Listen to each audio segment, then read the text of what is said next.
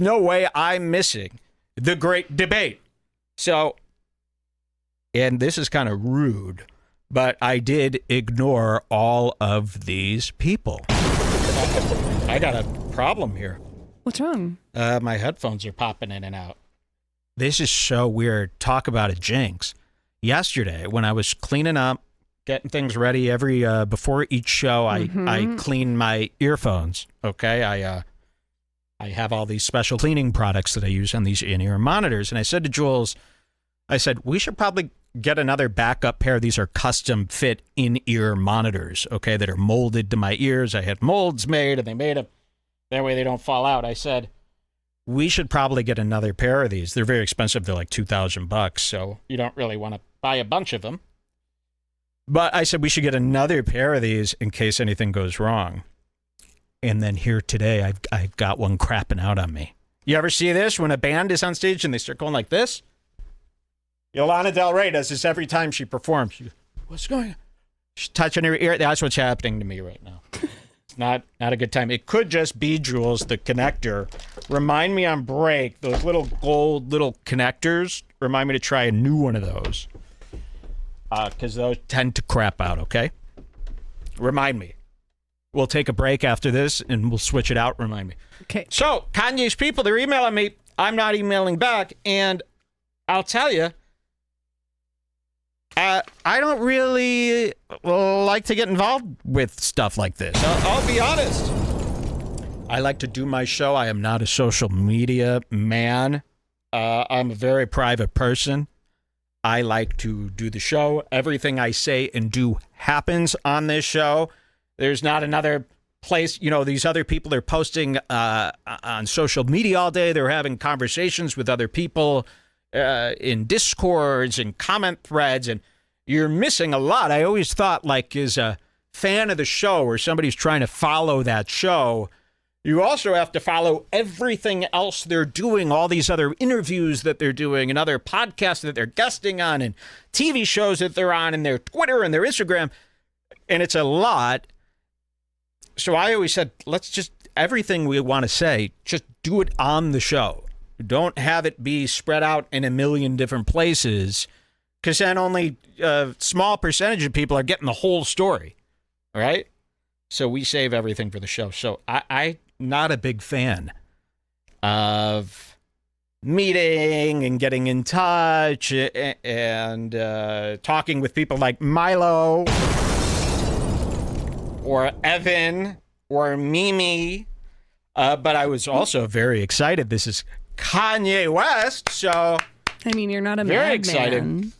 But we did ignore it, and we just said, hopefully this will all go away. And it kind of feels good to ignore Kanye. Well, we'll get to that. We'll get to that, because there is something that broke my heart coming up here. Oh, yeah, I'm saying. Yes. At the time. There is something that broke my heart. But yes, it does feel good to ignore people in a world filled with clout chasers.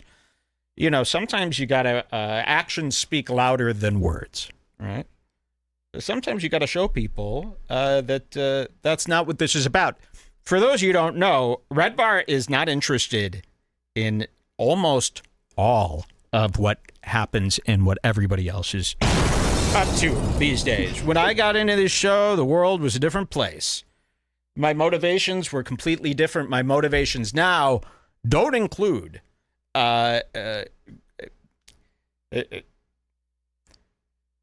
don't know how many people know this, but, and I say this to people all the time, we're not interested in growing our show.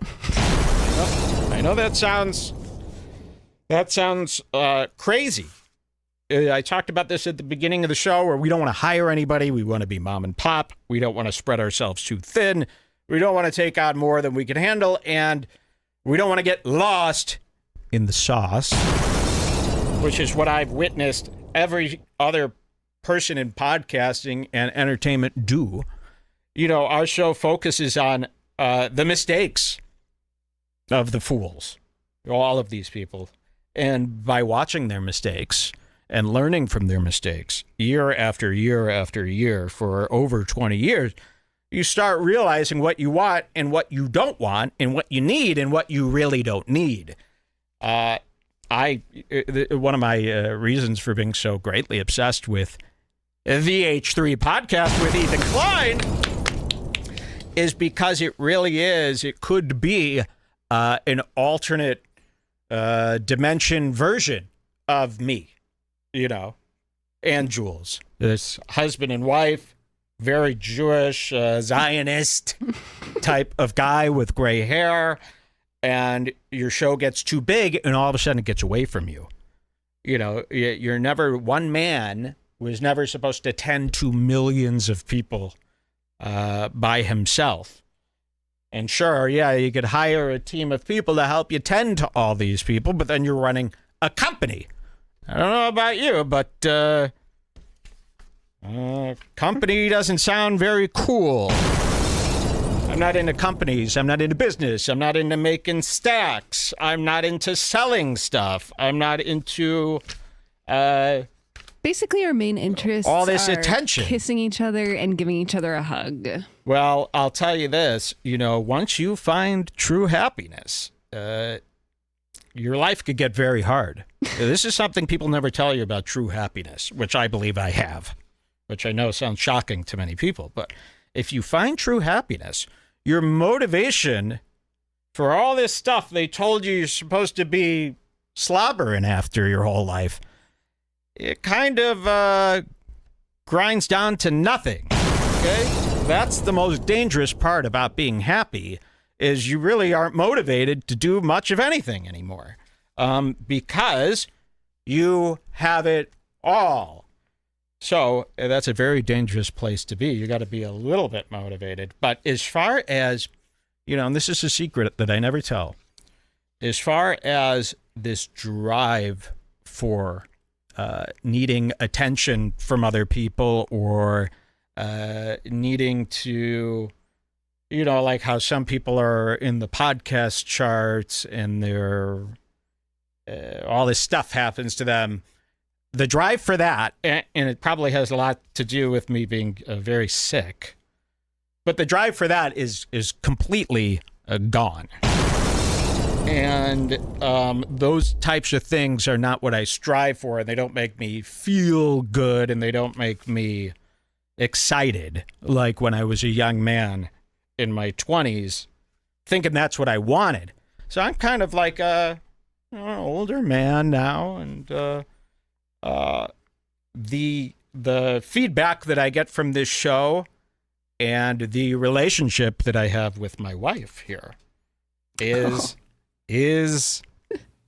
plenty. I'm tearing up over here. Thank you. Actually. That is, for real, plenty. I don't think I need another $1. I don't think I need another listener. And I don't think I need anything else, which is also a very dangerous place to be in, because then what are you, retired? I do feel like, I went through my life and now I'm a retired man. No, you have to make your album still. Of course, I still got to do the album. I got to do the zine. There's lots of stuff coming up. There's lots of stuff coming up. We've been working very hard on a lot of things, more important things than this disposable arguing that everybody does online. So social media, it doesn't excite us. Like Kendrick Lamar during COVID, he wasn't, what did he say? He's not into the social gimmicks. He's not into, well, now I think he blew it. Yeah, the social gimmicks. So this thing with Kanye, it's almost my worst nightmare. I want to be left alone. I really do. I don't want to meet everybody.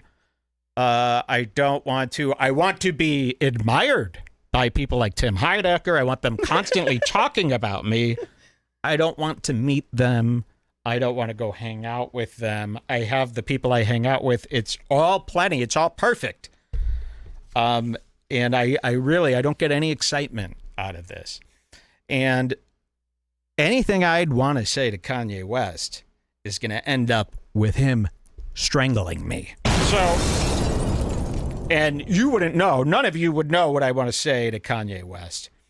It's, but I have a list that I've been making for quite some time for this day. And the questions go hard. but they're all very nonsensical and very funny. So something changed. I was going to blow Kanye West off. That was my plan. I was going to just blow him off. I saw the debate. I go, you know what, Jules?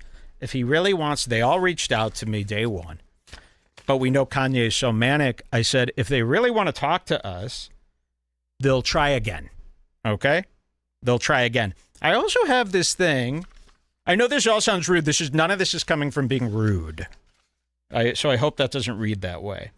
I also have this thing where I don't like this idea that if somebody wants to get in touch with you, you have to get in touch with them that day. I don't like that people could just email you and then you have to email them back. You know what I mean? Like, if I wanted to talk to Kanye today, too bad, right? Let's say I woke up one day and wanted to talk to Kanye. Well, I can't just rudely send 5 emails to him and go, Mike would like to speak to Kanye today. Get him on the phone. You know, so I don't like to be easily reached. So even if I am in front of the phone and somebody reaches me, they're going to have to wait quite some time for me to get back to them because I like being, sorry, this is fucking me up. I like being unreachable. I do. I like being mysterious, unreachable, away. Where is he? What is he doing? But then something happened. Kanye posted again. Yep, look at this. A second time, and this time he says my name, Redbar cover of Cousins by Ye. Should we do a rise and show you the video that changed everything?